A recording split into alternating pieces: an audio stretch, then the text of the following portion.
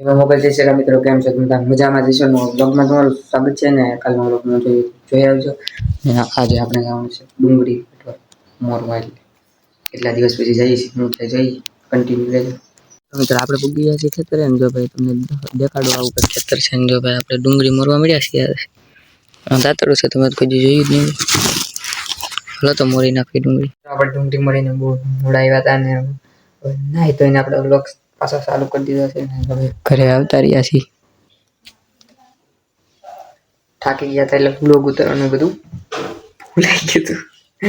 હતું તમે અત્યારે ઘરે છું હાલો તો ધાબા પર જઈએ નહીં આગળ દુકાને ત્યાં